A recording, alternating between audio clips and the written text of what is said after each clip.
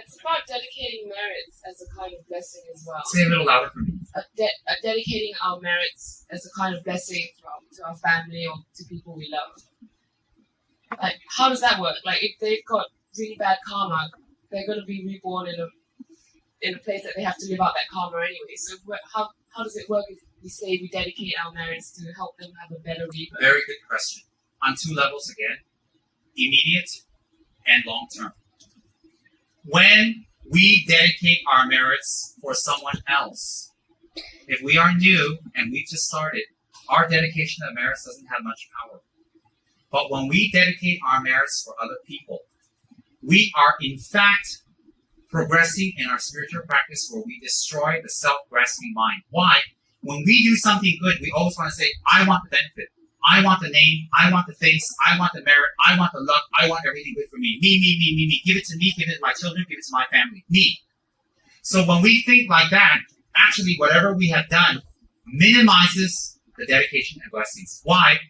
Blessings increase the mind that cherishes others. It doesn't increase. So when we do anything that increases the self-cherishing mind, the blessing is minimized. Why? That's not the way a blessing works. So what happens is when we do something good, example, we do some meditations or offerings or candles to the Buddha, and we dedicate it for others, and it's really from our heart. Actually, others don't get it. They don't get it. We actually get it, but we can't be sneaky and say, well, we dedicate it for others and we know we get it. Why? The more you think about others, the less you think about yourself. This process of transforming your mind for others to oneself is called Gonglin, or exchange of others for oneself. When you exchange others for oneself, then you purify your karma. You don't collect further negative karma. Why? You're reconditioning your mind to think about others and not yourself. So therefore, when you dedicate the merits to others, you in fact increase the merits to come back to yourself. It becomes much more powerful and more immediate, and it progresses to spiritual practice to become a Bodhisattva. Why? Because a Bodhisattva has beauty, immortality, control, no suffering, happiness, everything they have. Why? Because they have purified the negative karma not to receive it. How did they do that? By eliminating the self-cherishing mind. How do they do that? By thinking about others. So when we dedicate our merits for others, we are progressing and pushing our spiritual practice greater. What Buddha do you know is selfish? What Buddha do you know is not compassionate and not forgiving? What Buddha do you know doesn't have wisdom? How do you think the Buddhas obtain compassion, wisdom, and power? How? By practicing starting like us, one day at a time, one level at a time. How can red produce green? Red must produce red. How can evil, self-grasping mind that is selfish produce loving, open, accepting mind? Impossible. So therefore, Buddhas have compassion and power and skill. They have that. They have that because they have created that cause. So when we create that cause, we become a Buddha because we are going toward the direction of reaching that state of mind.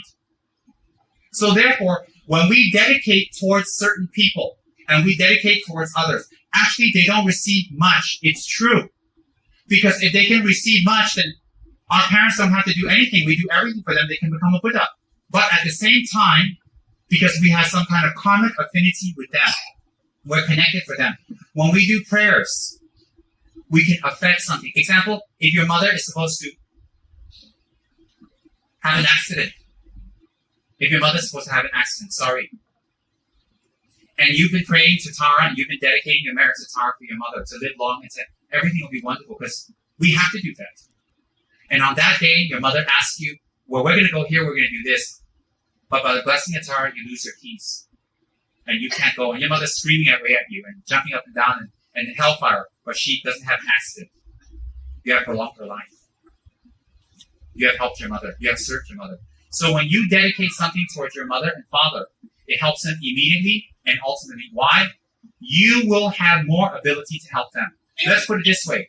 If you knew Dharma much, much more than you know now, you will be able to benefit your parents much more than you can now. The more you study the Dharma, the more you practice Dharma, the more you understand the Dharma, the more power, wisdom, and knowledge you will have to transform, change, and educate the people around you.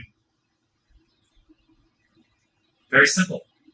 So when we dedicate towards our parents, we also create a karmic affinity that in this life, we will be able to offer the Dharma to our parents with respect. Or, if not in this life, in the future, we will meet them again and offer them the Dharma. That's why in Buddhist dedication, we say, may we benefit all mother sentient beings. Because all beings have been our mother and been very kind to us. So it's our hopes that in the future, we will meet them again and teach them the Dharma. Why? Just giving our mother food and clothes is very, very nice, but it's not enough to relieve them from suffering. And what about our mother's next life? And her next life? And her next life? Don't we love her? Aren't we afraid that our mother... You say, but my mother was a very good woman in this life. Yes, she was. But will she have the same situation in her next and next? And how about her previous life, what she has done? We don't know. And that's with respect. So when we do practices well, and we really love our mother, if we love our mother, and we're not using our mother, we will do Dharma practice. And when we do Dharma practice, we dedicate it towards them. We create a karmic affinity to be able to offer the Dharma to them in the future, to dispel their ignorance, and we will be able to avert different disasters that might harm them coming from our side. And when we dedicate towards them, there is the power to bless them by the power of the Buddha, because we bring the attention of the Buddha to them, and we're putting energy there. And in the future life, we will meet them again and again in positive circumstances to serve them and to help them. And therefore, in this life and future lives, may I meet all mother sentient beings and expound the Dharma to them and help them. And Buddha showed us the example that after he became enlightened, when his mother Maya Devi passed away, he ascended to Shita heaven to give her teachings. And the day of his descent is a very, very joyous day. We call it Pabak Uchinitsuren. It is a day where Lord Buddha descended from Tushita, from teaching his mother, the Dharma, to repay her kindness. So we can benefit our parents directly and indirectly. And if we make statues to our parents, if we make huge statues and dedicate it to our parents, and we make prayers every single day, what we're doing is we're creating an affinity that they will receive the Dharma somehow via or in connection to us in the future. Definitely. Because what you pray for is what you get. You understand that?